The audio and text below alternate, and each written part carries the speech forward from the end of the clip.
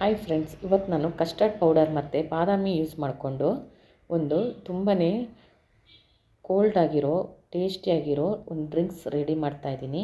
ಬನ್ನಿ ಆ ರೆಸಿಪಿ ಹೇಗಿದೆ ಅಂತೇಳಿ ನೋಡೋಣ. ನಾನಿಲ್ಲಿ ಮೊದಲಿಗೆ ಒಂದು ಅರ್ಧ ಲೀಟ್ರಷ್ಟು ಹಾಲನ್ನ ಬಿಸಿಗಿಡ್ತಾಯಿದ್ದೀನಿ. ನಾನಿಲ್ಲಿ 20 ಬಾದಾಮಿನ ತೊಗೊಂಡಿದ್ದೀನಿ. ನಾನದು ಒಂದು 2 ಗಂಟೆ ಮುಂಚೆನೇ ಬಿಸಿನೀರಲ್ಲಿ ನೆನೆಸಿಟ್ಟಿದ್ದೆ. ಇದರದ್ದೆಲ್ಲ ಸಿಪ್ಪೆ ಎಲ್ಲ ಚೆನ್ನಾಗಿ ತಗೊಂಡು ಈಗ ಇದನ್ನು ಮಿಕ್ಸಿ ಜಾರ್ಗೆ ಹಾಕ್ಕೊಳ್ಳೋಣ.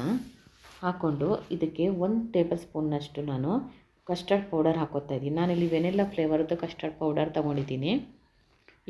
ಈಗ ಇದಕ್ಕೆ ಒಂದು 3 ಸ್ಪೂನ್ನಷ್ಟು ನೀರು ಹಾಕ್ಕೊಳ್ಳೋಣ. ಹಾಕ್ಕೊಂಡು ಇದನ್ನು ನುಣ್ಣಗೆ ಪೇಸ್ಟ್ ಮಾಡ್ಕೋಬೇಕು. ಈಗ ಪೇಸ್ಟ್ ಮಾಡಿರೋದನ್ನು ಪಕ್ಕಕ್ಕೆ ಇಟ್ಕೊಂಡು ಹಾಲಿಗೆ ನಾನಿಲ್ಲಿ ಒಂದು 12 ಎಸಳು ಕೇಸರಿ ದಾಳನ ಹಾಕ್ಕೋತಾ ಇದ್ದೀನಿ. ಹಾಗೆ ಪೇಸ್ಟ್ ಮಾಡಿರೋಂಥ ಬಾದಾಮಿನೂ ಹಾಕ್ಕೊಳ್ಳೋಣ.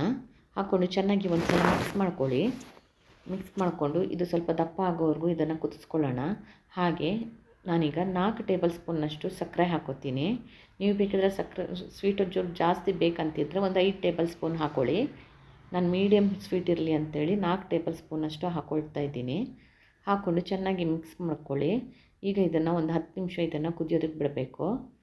ನಂತರ ನಾನಿಲ್ಲಿ 2 ಟೇಬಲ್ ಸ್ಪೂನ್ನಷ್ಟು ಬಾದಾಮಿ ಮತ್ತು 2 ಟೇಬಲ್ ಸ್ಪೂನ್ನಷ್ಟು ಗೋಡಂಬಿನ ಕಟ್ ಮಾಡಿ ಹಾಕ್ಕೊಳ್ತಾ ಇದ್ದೀನಿ. ಹಾಕ್ಕೊಂಡು ಇದನ್ನು ಚೆನ್ನಾಗಿ ಒಂದು 5 ರಿಂದ 10 ನಿಮಿಷ ಕುದಿಸ್ಕೊಳ್ಳೋಣ. ನಂತರ ಗ್ಯಾಸ್ ಆಫ್ ಮಾಡಿ ಇದನ್ನು ಒಂದು ಅರ್ಧ ಗಂಟೆ ಇದನ್ನು ತಣ್ಣಗಾಗಲು ಬಿಡಬೇಕು. ಪೂರ್ತಿ ತಣ್ಣಗಾದ್ಮೇಲೆ ನಾನಿಲ್ಲಿ 1 ಟೇಬಲ್ ಸ್ಪೂನ್ನಷ್ಟು ಸಬ್ಜಾ ಸೀಡ್ಸನ್ನು ಹಾಕ್ಕೋತಾ ಇದ್ದೀನಿ. ಇದಕ್ಕೆ ತಂಪಿನ ಬೀಜ ಅಂತಲೂ ಹೇಳ್ತಾರೆ. ಅದನ್ನು ನಾನು ಒಂದು 10 ನಿಮಿಷ ನೆನೆಯೋದಕ್ಕೆ ಬಿಟ್ಟಿದ್ದೆ.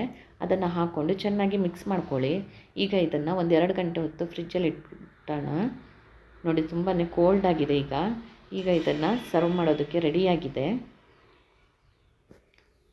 ನಾನಿಲ್ಲಿ ಗ್ಲಾಸಿಗೆ ಸರ್ವ್ ಮಾಡ್ತಾಯಿದ್ದೀನಿ. ಮೇಲ್ಗಡೆಯಿಂದ ಸ್ವಲ್ಪ ಗುಲಾಬಿ ಹೆಸರು ಮತ್ತು ಕೇಸರಿ ದಾಳನ ಹಾಕ್ಕೊಳ್ಳೋಣ. ತುಂಬಾ ರುಚಿಯಾಗಿರುತ್ತೆ. ಒಂದು ಸಲ ಟ್ರೈ ಮಾಡಿ ನೀವು. ಹೆಲ್ದಿಯಾಗಿರೋ ಡ್ರಿಂಕ್ಸ್ ಇದು.